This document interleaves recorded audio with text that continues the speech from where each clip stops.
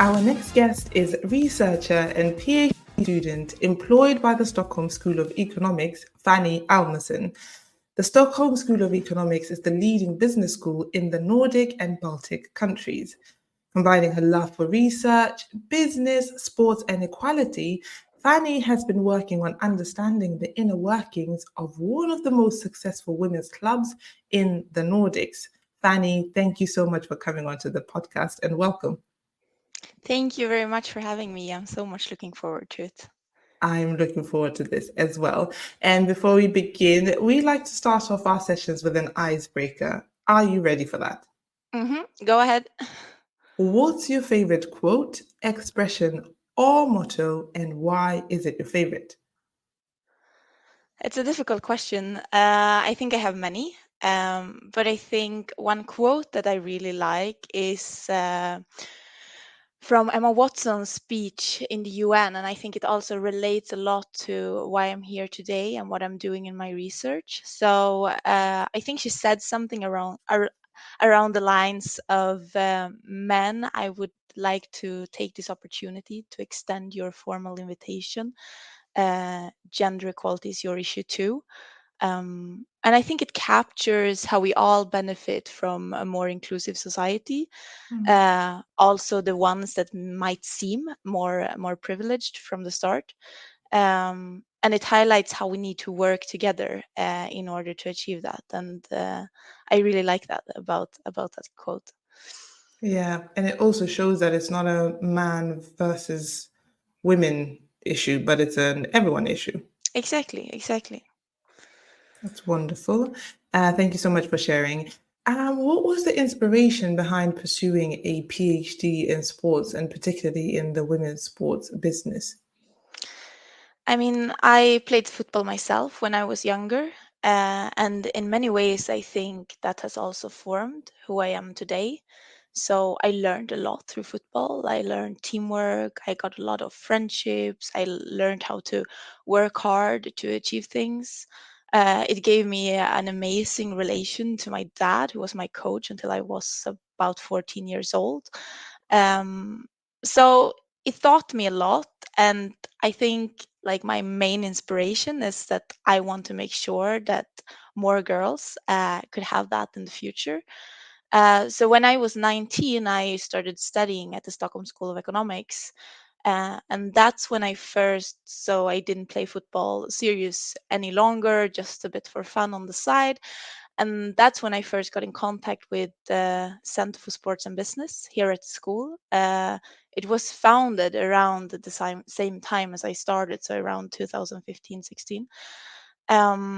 And I started working there as a research assistant and helped out with a lot of their events. And that led to me then eventually continuing doing a master's and now stay on as a PhD student, also connected to the Center for Sports and Business. So, yeah, that's how I ended up where I am today. So. You must really like it then, because it's been how long? It's almost 10 years later and you're still Yeah, with yeah, yeah, yeah. yeah. In the end, when I'm done with my PhD, so when the PhD thesis is ready, I will have been here for 10 years. So, Yeah. yeah, that's quite a long time, but it goes by fast if you're having a lot of fun, and I think I am. So, I really love what I'm doing. To be honest, that's one thing that I found really refreshing about Sweden when I first moved to Sweden. I found that you find a lot of people who've been in jobs for like 10 years. You find a lot of people who've had friendship groups since they were in preschool. And Yeah. that's a very foreign thing for me because I've lived in 5 different countries now. So I Mm. really admire when I see people being in the same place for a long time because I know how deeply the passion and the love and the roots grow then.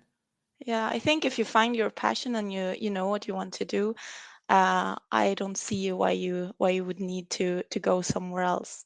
Yeah. Maybe a little bit every now and then in order to be exposed to different environments. I think that's always good, but Mm. it's always nice to come back. So. Absolutely. And before I we continue, maybe let's talk a little bit about your PhD research, because I mentioned in the introduction that you're studying one of the most successful women's clubs in the Nordics, and maybe you can tell us a little bit about the scope of your research and any other details you're able to share.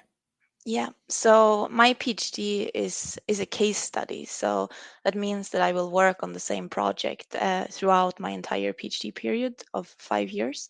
So now halfway in.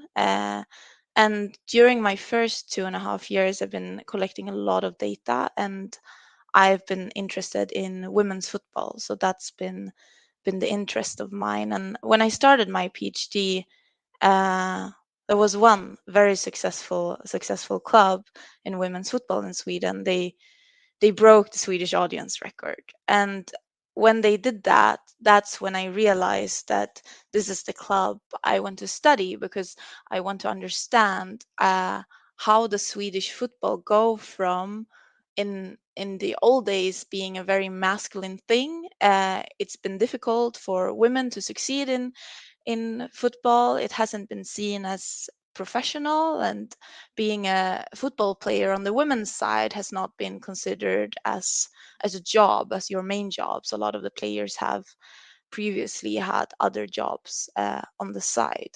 Um, and I started to see a shift where football in the Nordic countries uh, is becoming increasingly popular, uh, gaining more commercial interest. So we go from a setting where women's football has been something we're doing because we're doing it for good. Uh, and suddenly it seems like the football club starts to see a business opportunity in engaging in women's football. And I wanted to understand, like, what's the challenges with doing such a journey, like what are the opportunities of doing this, but also could imagine a lot of tensions along this way of ending up where we're more and more as of today. So that's why I started this case study. So around that club, I've then been talking to managers, players, coaches, sponsors, investors, a lot of different stakeholders in order to understand more. Hmm. And in Sweden, much like in the US, the women's team is much more successful than the men's teams Mm. on the field when it comes to particularly football. Do you think, and in the US, they're really doing a great job of trying to leverage that on-field performance to boost their income and revenue? For example, now they have like the highest, I think they have a broadcasting deal of about 240 million US dollars, which is much, much higher than what they've previously had. So they're really, really working hard to leverage their on field performance off the field.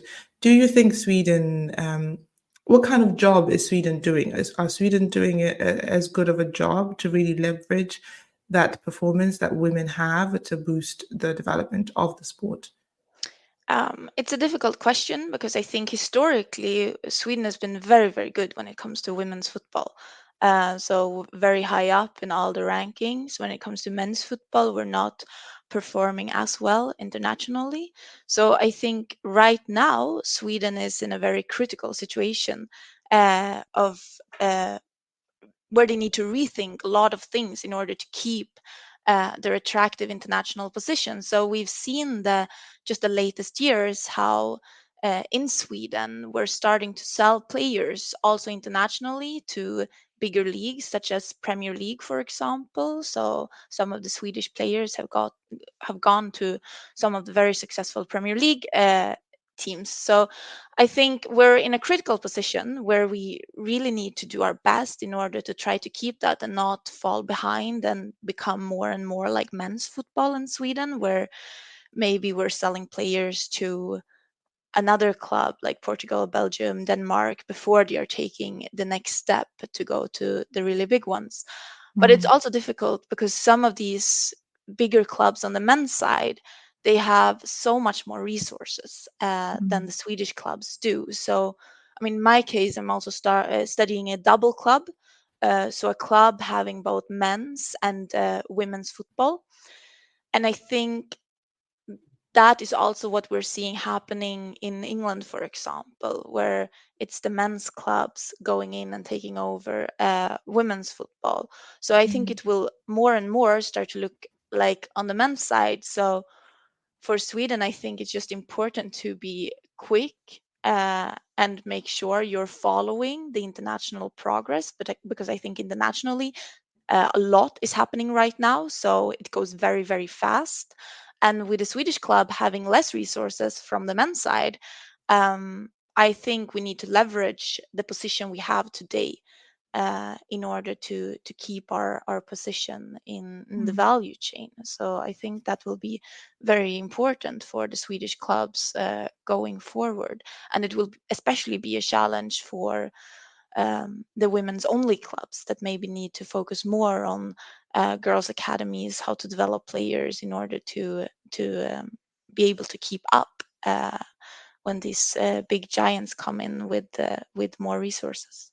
And the double clubs are a bit of a contentious issue at the moment, in that some people are wondering if we have seen from the numbers that women's leagues that go independent from the men's side tend to do much better than leagues that are sort of controlled by the same entity that also controls the men's side. So if we're seeing that they're getting much more better performance in terms of commercial, in terms of resources that are coming into the league itself, why then are our women's clubs, like the individual clubs themselves, not trying to break away from that model of being sort of a double club, right? And I'm just wondering if you have an opinion on that kind of model. Should women's clubs try to stay independent so that they can really run their clubs the best way that they know how to, instead of just copying what's already been done? And also that conversation of, are they getting disadvantaged? Because in a big club, like in a double club, Arsenal men versus Arsenal women, probably, maybe, now this is just an example, maybe Arsenal men are getting more resources than Arsenal women. So what's your opinion on that sort of conversation? I mean, I think that a lot of these men's clubs from before that they are starting to move into women's football. I think that's in general a good thing. Uh, on because it means that women's football is becoming more important. But I think what we need to do is we need to work together. So we need to make sure that there's room for both, because I think there is a value to it, because a lot of the women's club are also coming with a lot of history. So I think we need to exchange our knowledge in order to make sure that we can, us as a league, stay on a very high and attractive position.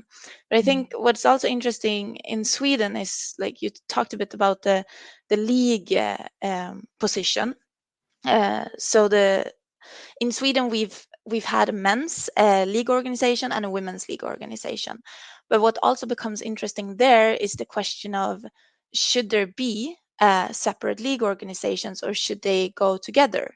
Um, so in the example of Sweden, I think people are now starting to ask the questions of, why are you two separate organizations? Because I think there are a lot of synergies of going together. So especially in regards of sponsors, I think. So when I've been talking to sponsors of this club that I'm studying, I see that a lot of them are putting more and more emphasis on women's football. And they are not just doing that as a good cause, like they used to do a while ago. So they are more and more starting to evaluate the business value of having women's football as well. So I talked to one sponsor who said, for example, that it was a very strategic decision to go in and sponsor this club when they had a women's team, because they could then launch women's fit on their products. Um, Another one that said that, I mean, we're on the women's games, they are selling more. So in general, um, the audience going to watch women's football are buying more on the arena. So maybe there are slightly different types of fans, although they are, of course, also overlapping.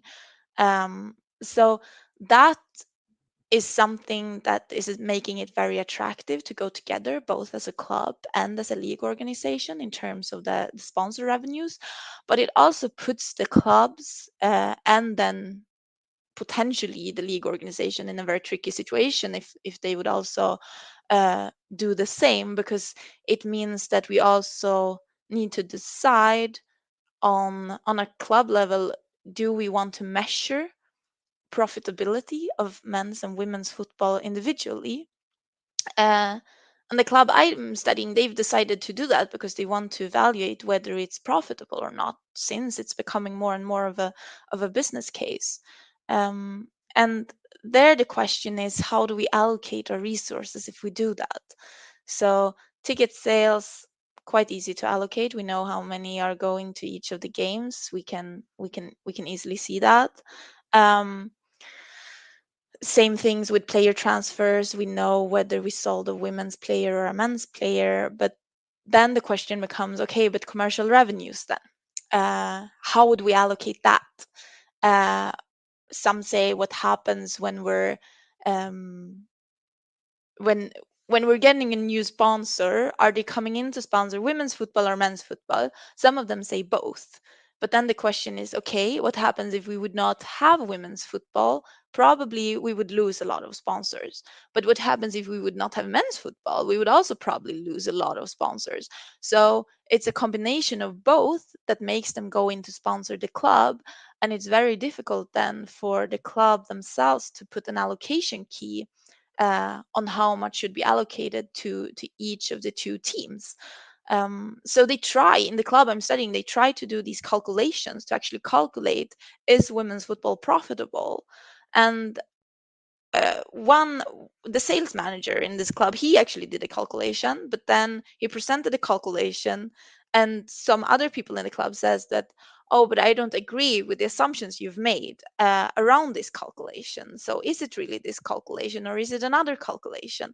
And this whole idea of whether women's football is profitable or not is becoming more and more important, especially when clubs are no longer investing in women's football just as a good cause. They do that as well, of course, but also for the sake of it becoming more and more of a business opportunity. So I think that is a very, very important question that becomes huge for these clubs that are making this shift. Absolutely. I mean, I could ask you so many questions just based on what you just said, because I think like one of maybe an unfair comparison that I make is between the US and Sweden, where we know that they have very different structures, in that in Sweden we have the 51% rule, right? And then in the US, it's like you can own a whole sporting organization, and they have a much more sort of assertive, because I don't want to use the word aggressive, business mindset, where it's like the question of should we measure profitability is something that they would think about before they even like start or purchase a women's club, because they're thinking, how are we going to become profitable, right? But I guess they're very different. It's apples and oranges, so we can't really compare in that sense. But thank you so much for sharing, especially about all the calculations and the assumptions that are being made when making those calculations, right? Because we say numbers don't lie, but most of the time we assume things when we present numbers, or we present numbers in a particular narrative that then sort of skewers the way that, that tilts the messaging towards one side or another. Absolutely.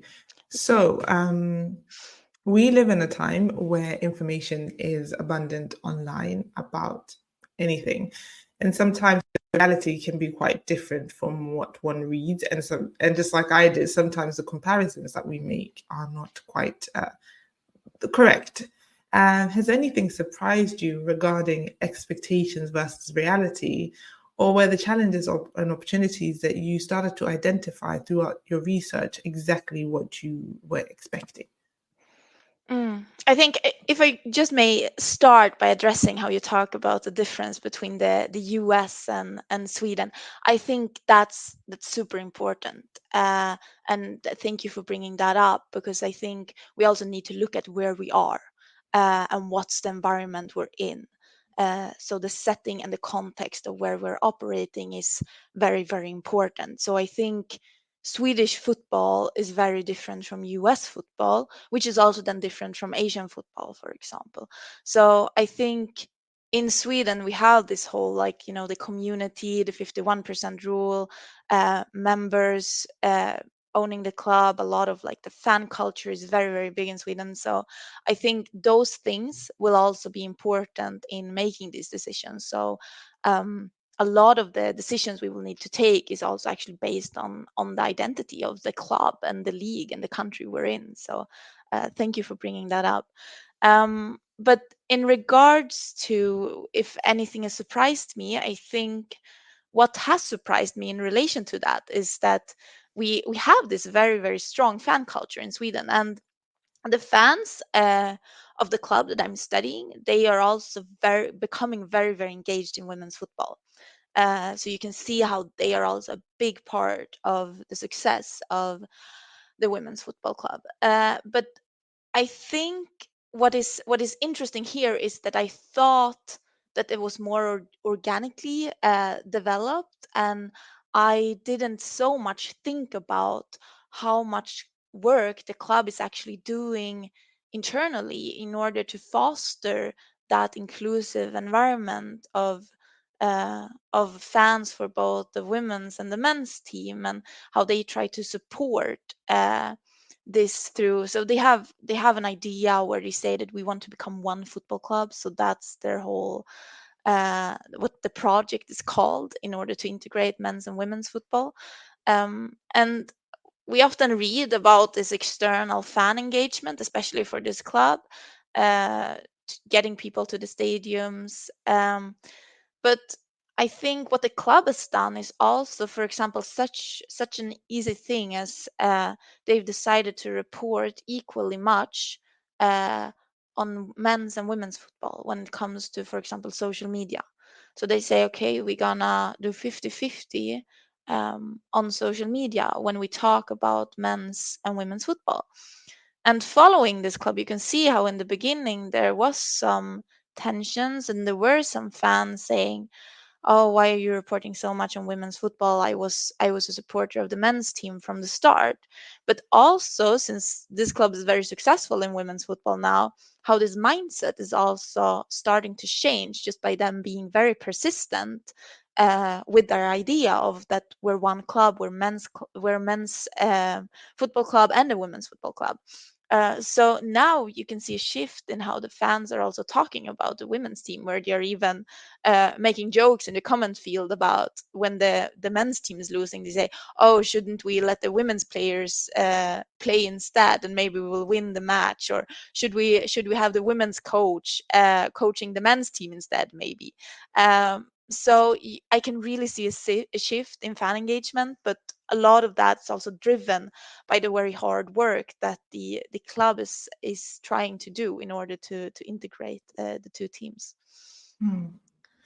Wow, wonderful. You say so many things, and then I get carried away to ask many different questions, but I will keep moving forward.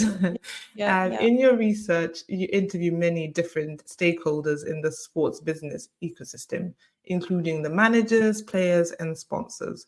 What other perspectives have you been gathering, and what is the significance of this approach instead of focusing on one or two stakeholder perspectives?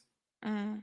I mean, I've been trying to gather the perspective of as many stakeholders as possible around the club in order to understand the whole value chain and the whole field, so to say. So when it comes to my case, I think this is very, very important, especially as women's football is growing so fast.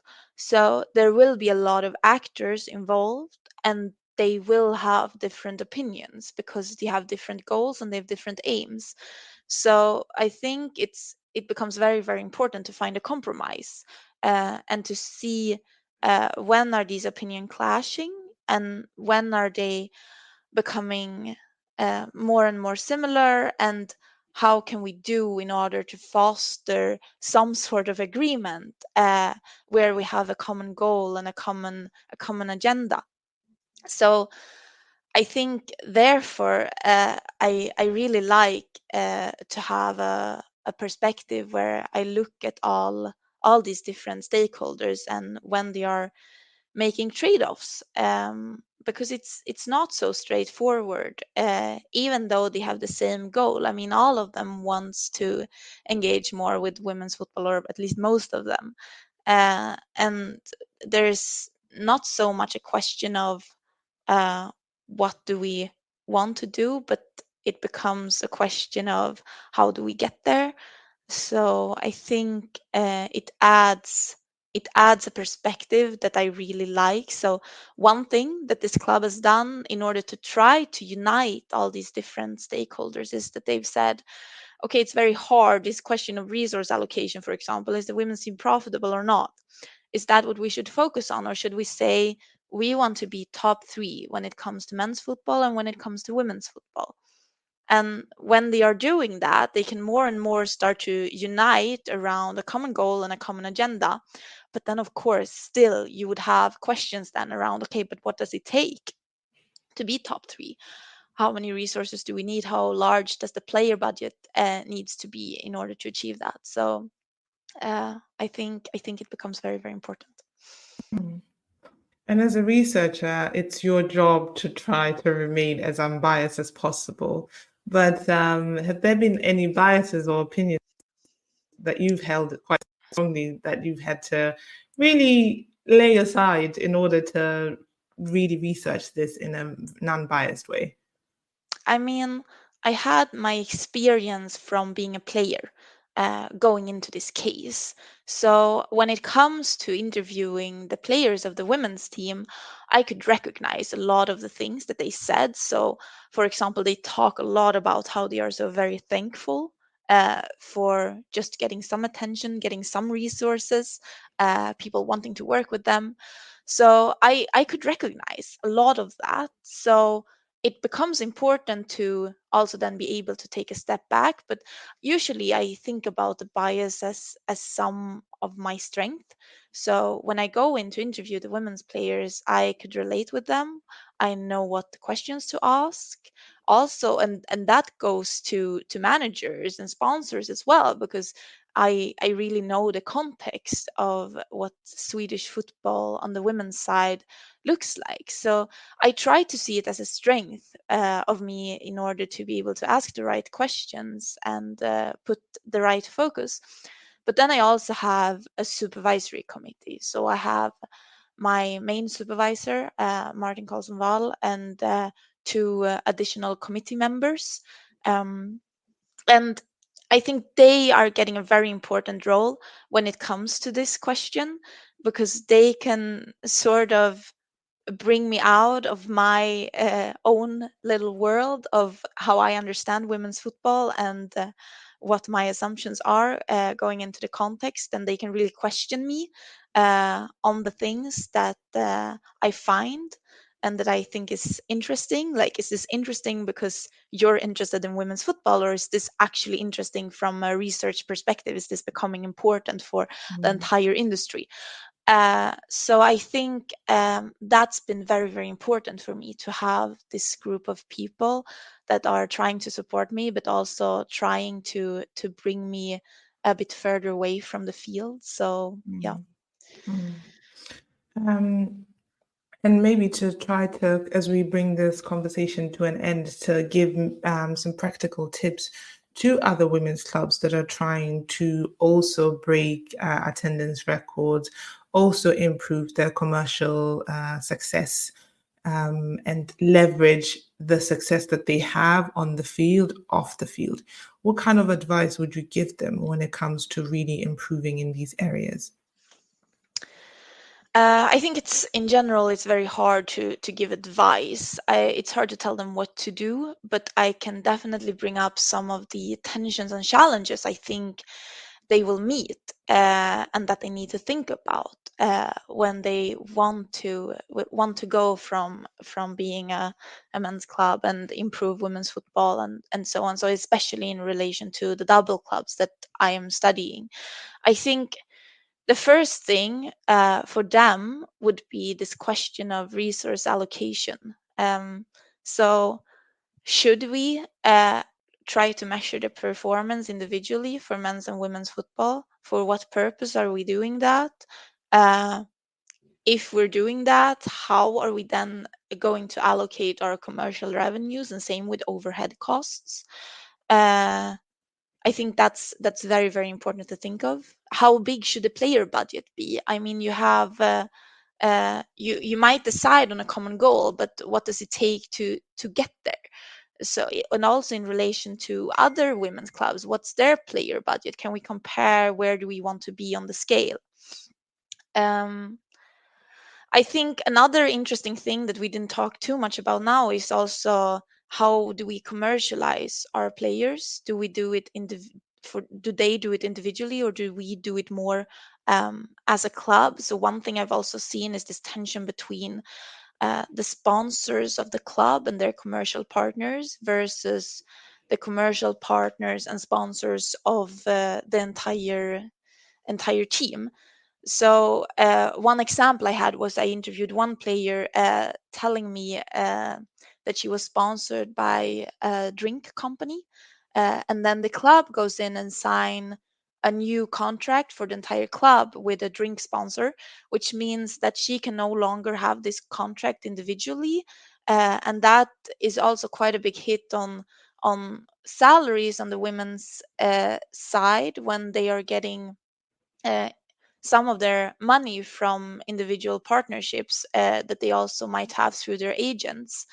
And that becomes an important question of, okay, how much should we steer this as a club? How much should the individual players do? Because then you also have the question of, you have star players and you have the players that are not seen as stars. And for them, they say that I don't want to sell myself. I am not good at that. That's not who I am. I'm here to play football. I'm not here to be a commercial star.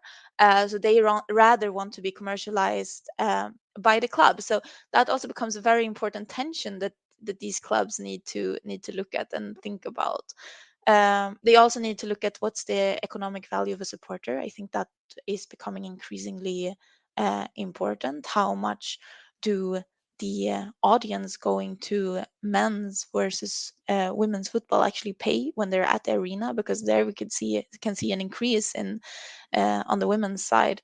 Um, Pregnancies, what happens if our players in the women's team get pregnant? This is a new issue. We haven't seen much of that before.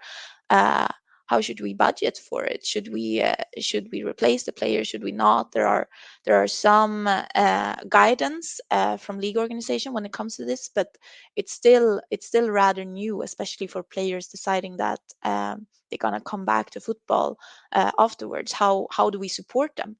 And then I think what becomes important when we're talking about all these questions is this a question that I brought up earlier on identity.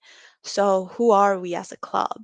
And I think this differs in between clubs of how we would answer these type of questions, because we need to consider how important is our history. What's the history of women's football in our club? How can we communicate that to our fans? What about social media reporting for both the men's and the women's football on the same account? Would that bring additional value to us? What's the history of our women's and men's arena? Where should we play women's football? Um, Also, where should we train when it comes to women's football? And where are we operating as a club? Uh, should we have united training facilities? Should we go on training camps together? And what is our sports goal? Like, where do we want to be a winning club? Where do we want to perform when it comes to sports? I think a lot of these other questions they're also relating to this question of identity and who are we as a club. And I think for football clubs, especially with a very strong fan culture, this becomes important.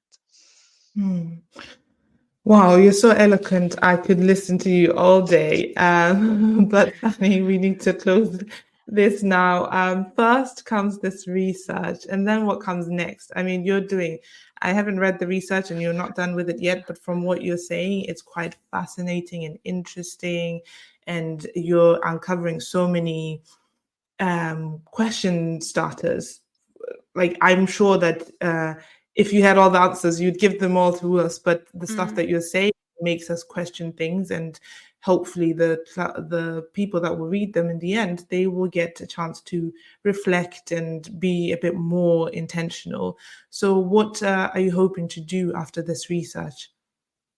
Yeah, it's the big question. So I just want to highlight also that all these decisions that we've talked about and everything around women's football, that's decisions made by people. So I think like making sure that you're valuing the people you have, but also considering what people do we need in order to work with these questions. I think that will be also super important in order to succeed with women's football. So the club I'm studying, they have a full team of some people working more specifically with women's football on their agenda, and I think that's brilliant, and that's really what women's football need. But when it comes to what I'm doing in the future, I think first of all, I hope that this will result in a practical report as well. So I will have my thesis, which will be done in about 2 years' time from now, hopefully. That will be a book. So there is a lot of issues around women's football. So instead of writing research articles, I've decided that I'm writing what's called a monograph. So there will be a book focusing on this entire case, and that will be my PhD thesis.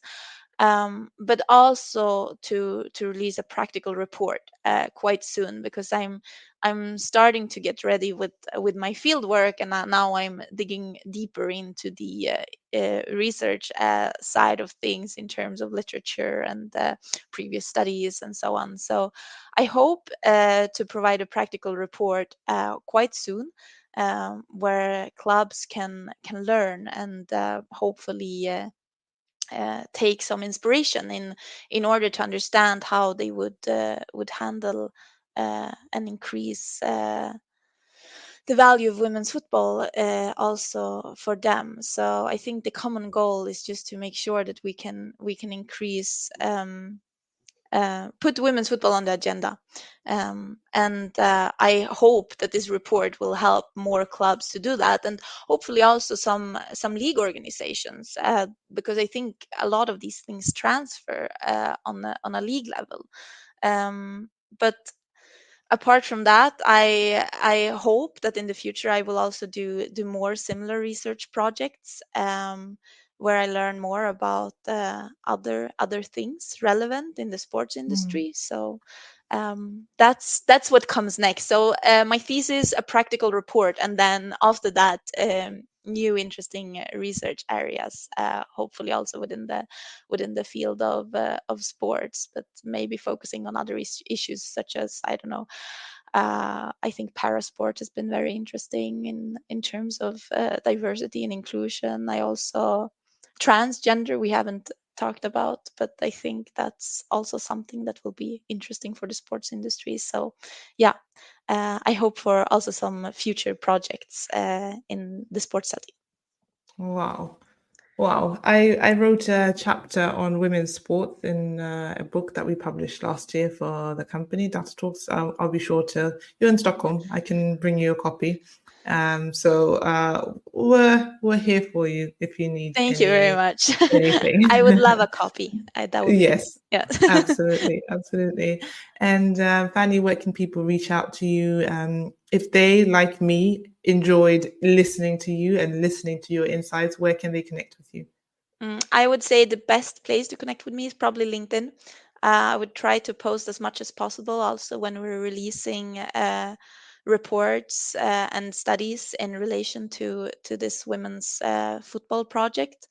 There they can also see if I've been speaking at some events. So we had our Center for Sports and Business Partner Day just a week ago, and all sorts of things in relation to that. So my personal LinkedIn, and then also the LinkedIn of Center for Sports and Business, I think is the best way to connect in order to stay updated on the work we're doing. And then of course you can always email me. I would be happy to talk to people with similar interests. Wonderful. And we'll make sure to put both links to your personal LinkedIn and to the sports, was it Sports Business Center? Yeah, the Center for Sports and Business. Center for Sports, at yeah. Stockholm We'll make School sure. of Economics. Yeah. Yeah, we'll make sure to put both links in the description. But thank you so much, Fanny, for coming on to the podcast. We had so much trouble trying to record this, and this was our second take, and it went well. So thank you so much for your patience, and thank you so much for your generosity. Thank you for having me. It was lovely. I'm looking forward to talk more in the future.